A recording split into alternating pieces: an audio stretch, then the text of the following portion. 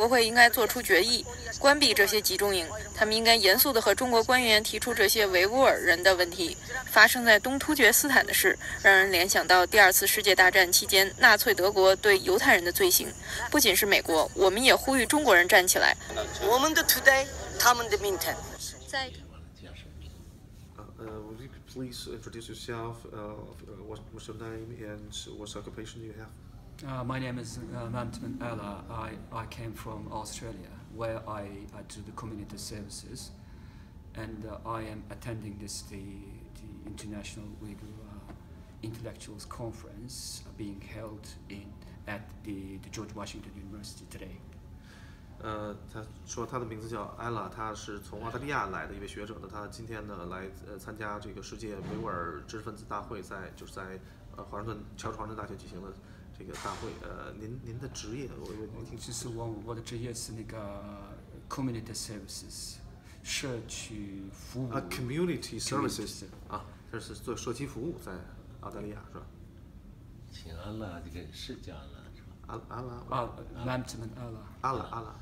请阿拉阿拉先生给这个网友介绍一下这个关于新疆集中营到底关了多少人，它的规模有多大，在多少个地区，有多少个点儿。I'd like to ask you to introduce to the friends online how about the camp in Xinjiang. How many people on Earth were forced camps into this camp in this so-called camp? In how many places are such camps, and how many people were camped are now being camped, being detained in this camp? This is the highly secretive information that the Chinese government is so careful not to disclose to the world.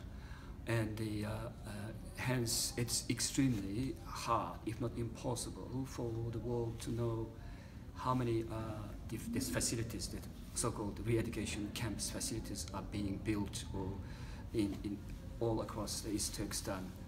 That's the first thing. Second, how many people have been kept in these concentration camps. All this information is extremely difficult to get, but there are some scholars who have tried to analyze first of all, financial expenditure that Chinese government has already announced to the world about this map. Secondly, location, like for example, it's like recruitment process for some facilities. And number 3 is also some information from Uyghurs. For example, some Uyghurs people all around the world have had very little small window to get this information. From this information, when we put all the information together, then we can see a little bit like a bigger picture of how many people are being incarcerated in these camps. 那么就说，这个呢，就是关于这样的集中营呢，是对于中国政府来说呢是非常保密的，是非常秘密的事情。他们想尽一切办法，如果是不是不可能的话，来不要向外泄露，就是来保住这个秘密。那么关于就是这个包括就是说有多少这样的设施，正在建中或者正在使用，那么这也是非常保密的事情，那么是外界很难得到这样的消息的。但是呢，通过几个方面呢，他刚才提到了3个方面，我们可以大概就是来估计推测一下，大概是有多少这样的集中营，这样的所谓的再教育营。那么在其中的一方面呢，是通过中国政府的财政开支，对这方面的财政开支，一些学者通过这个来估计。那么另外一个就是说，通过呢招募这个为这样的集中营这样的再教育营来招募人员的这样的数据来分析，能够推测大概可能会有多少这样的集中营。那么另外一个呢，就是有一些维吾尔人呢，就是虽然这是一个被中共当局来保密很严密的一个这些信息，但是呢还是有少量的维吾尔人能够呢把这样的有关集中营的信息能够向外界传播。那虽然这是一个很小的一个窗口，但是呢我们还是能够通过他们的一些描述来了解到一些情况。And the last point that I would like to make in relation to your question is that recently some Kazakh citizens who were kept in these concentration camps, and later on they were released to Kazakhstan. And these people, 4 or 5 pre-concentration camp inmates, revealed the horrific nature of the concentration camps, first time ever to the world, which was extremely important for us to know, at least to get some glimpse into how this institutions work. 那么另外还有就是最近呢，有一些哈萨克斯坦人，他们是曾经被关到这个监狱里来，那么就这样集中营里。那么根据他们的一些描述呢，人们可以知道就是里面是多么的这个在集中营里边呢是一个情况是什么样的。那大概有那么4、5位这样的哈萨克斯坦公民，他们被关进去，完了后来是有能够出来，那么被放出来之后，他们通过他们的描述，人们是大概能够了解一下这是多么的恐怖，是多么的残酷，在这个集中营里。具体的那个能讲一讲 Can you tell something concretely? Yes. First of all, this is not a new practice in China to change the ideas of the people. And in the 1930s, Mao Zedong used the word 思想改革 or 思想改变, meaning that the idea of the people should be changed.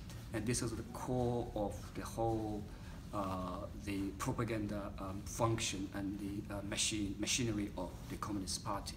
So in that sense, human being can be controlled by controlling their thoughts or changing the thought processes. And China, during the not only the 30s, but even after the 1949, when the Chinese People's Republic was established, the Chinese Communist Party has systematically been using this process to control the ideas of the people, through which controlling the people in general. And it's not nothing new. And the methods include, but are not limited to, coercion, persecution, and also sentence them to long-term jails and also murder. So this is a whole methods of intimidating the people in China to obey or abide by the rules of Communist Party. And yes. 你说这并不是一个新的方法，对于中共来说，那么他们在上世纪就是1930年代，毛泽东就提出来的人的思想是可以被改造的，就是说它是一种就是想所谓改变人的思想。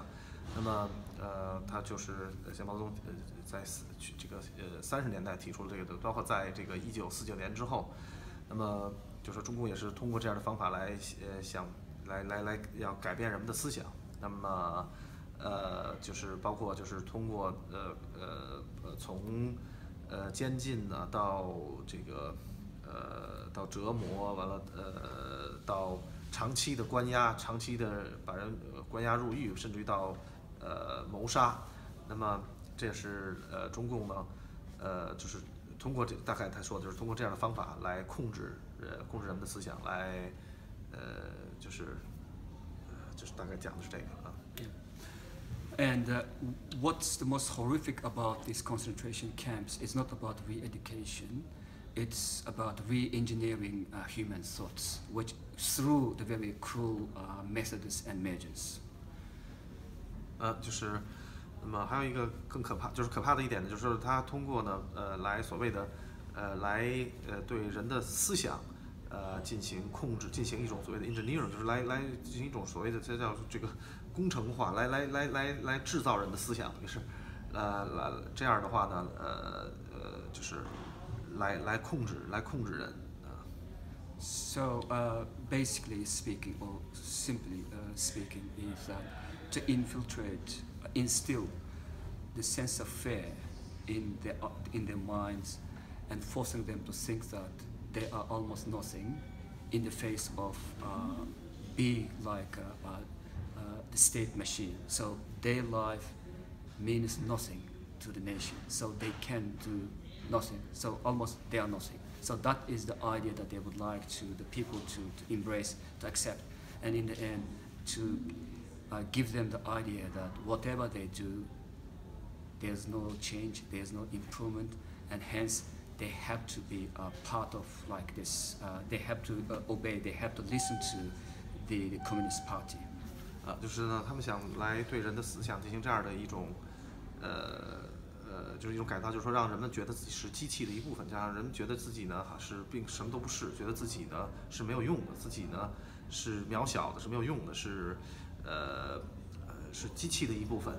那么这样就是说呢，如果就是说人们就是他等于是进行这样的思想上的控制，让人们感到呢，一个是自己的渺小无用，还有就是说人们必须要听从必须要服从，必须要跟从共产党，那才能够就是说那才可以，但是就是否则自己呢什么都不是就是这么一个思想控制啊。那么据您了解，这一次这个建集中营是什么时候开始的？是什么原因导致中共要建集中营？这个控制维族和其他少数民族同胞的？还有第三个问题呢，就是维族同胞有没有进行一些反抗？ Yes, according to the known information, according to the sources, these so-called re-education camps were established last year in June, around June and July. And there is, the timing was associated with the appointment of the party secretary, Chen Chuan-kuo, who came from Tibetan Autonomous Region as a party secretary. And so most of people think that it's Chen Chuan-kuo is the mastermind of these camps, but I don't think so, because he is, of course, but there's a far more complicated mechanism surrounding him, and ultimately it's Xi Jinping. Without his approval, this kind of operation wouldn't be possible. 那么他说，大概是在去年的2017年的6、7月份之间，那么这个这样的所谓的再教育营就开始出现了，开始。那么有说法呢，他认为就是根据消息来源的说法是这样的，他有人说呢，这是因为是从西藏自治区调来的，在西藏自治区任党委书记的这个陈全国调到新疆，和这个时间是吻合的。那么有人呢说呢，这是他的主张，是陈全国的主张，但是呢，他并不这样认为，因为他觉得这个背后的机制呢是很复杂的。他认为，是习近平来做的决定，因为是没有他的批准，习近平的批准是不可能建的。Yes, and this is the, and also this is kind of the, if you look at the whole process, then you can see that there's lots of like preparation works being done before. For example. In 2015, during 2015 and 2016, China's government relaxed some regulations for Uyghurs to get passports. So lots of Uyghurs got their passports, and then they went to some surrounding countries, in particular to Turkey and Kazakhstan and Malaysia and other Muslim and non-Muslim countries. Then last year, the Chinese government created a list of 26 countries, including Turkey and Malaysia and other Islamic countries, that whoever went to this country could be subject to the being kept in the camps.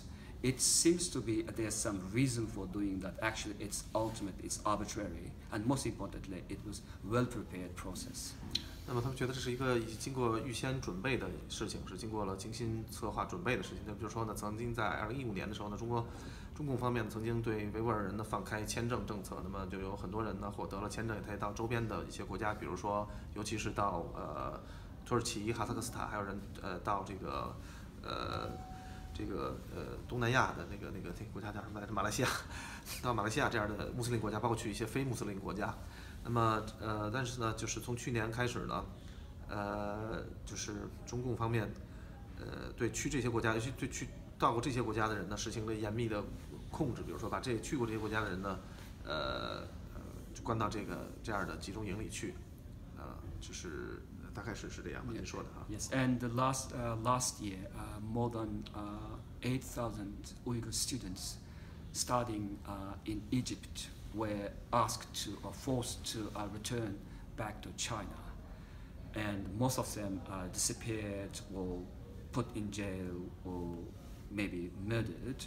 So the number is very huge and very horrifying, that more than 8,000 people. So this is one of the key target countries for China. And whoever went to Egypt for any reason, study or business or anything, were subject to this harsh policy of re-education as camps. 那么就说，去年呢有8000名曾在埃及学习的维吾尔青年人被强迫要求回到中国，那么他们其中呢，就这些人呢，都消失了，也许有人是，他说包括有人被谋杀了，那么就说在这样就是非常这个残酷的这么一个政策下呢，就是他们就说这8000 8,000这样维吾尔的青年呢，就是等于是被强迫返回新疆，那么就是来实行是这么一个非常残酷的做法。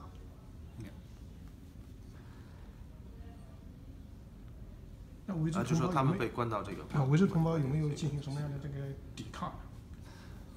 It's almost impossible within China to form any kind of resistance against China's government, and it's a well-known fact that China's government has a zero tolerance to any kind of Uyghur dissent, any kind of resistance, whether it's in the form of expressions of opinions or a right to assembly or any other kind of human rights. So it's impossible. But China has associated the Uyghur resistance with the fight against terrorism around the world, that the Uyghurs are the dangerous factors within and without China.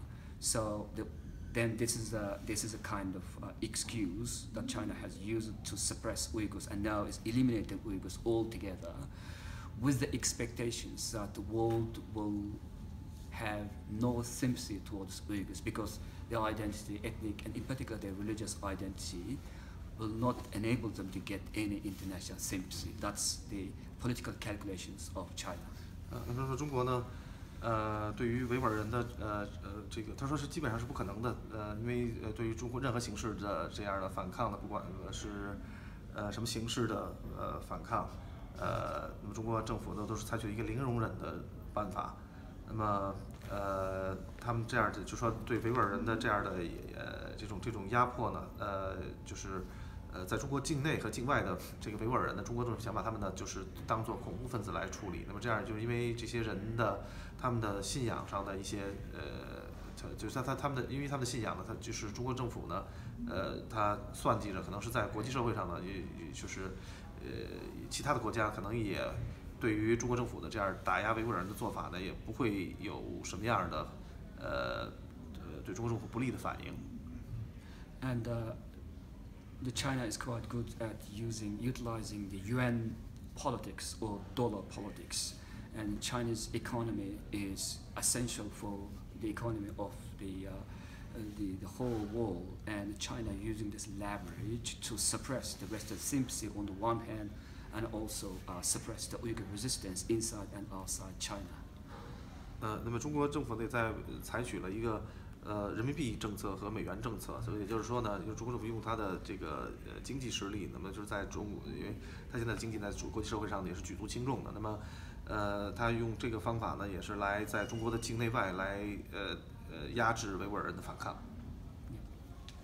那么说国际社会就在默认这个事情吗？就是国际社会有没有做什么其他事情来阻止中共的这个？At this stage, as we know that yesterday there was a congressional hearing about the suppression surveillance in East Turkestan. So the hearing was the first crucial step that the U.S. government has taken to shed light on the darkest part of the world where the genocide is happening. But so far, more than a year, the world in general has been silent over this matter, which has various reasons. One is the lack of information. Second one is a lack of investigation, independent investigation into the concentration camps. Number three is very complicated relationship of the Western world with China and etc. So it's quite complex. But at this stage, the silence of the world is quite frightening as the genocide happening is, because China can be emboldened to continue to suppress Uyghurs in the face of the international silence over this matter. So at this stage, the Uyghur movement, resistance movement all around the world is trying and struggling to raise awareness of this genocide inside China against Uyghurs. But it's just beginning. Yeah. 那么在昨天呢，就有一个国会的听证会，就是关于在维吾尔人遭受迫害的。那么在这之前呢，国际社会确实大家有1年的时间都是保持沉默的。那么当然这个听证会呢，就是说美国政府呢，能够第一次把这样的消息呢，把这样的透明，就是这个消息的这个透明度呢，能够向世界能够传播。那么之前之所以国际社会的沉默，可能主要是3个原因。一个原因呢，是因为信息不足。第二个原因是缺乏独立的调查。那第3个原因也是因为呢，西方社会与中国之间的复杂的关系。那么就是现在呢，这个维吾尔人，就是国际社会呢，更能非常震惊于那么维吾尔人遭受的这个迫害。那么您最后说的什么来着？就说what would you say to the last of your It's okay to translate all of them. Yeah. It's okay. 就是大概就是说，国际社会就会一个是比较的震惊，对，就是说呢，这样的话呢，就是希望国际社会呢，从此开始就不再对维吾尔人遭受迫害而继续保持沉默。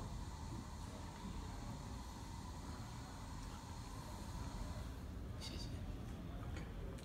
Okay, Thank you.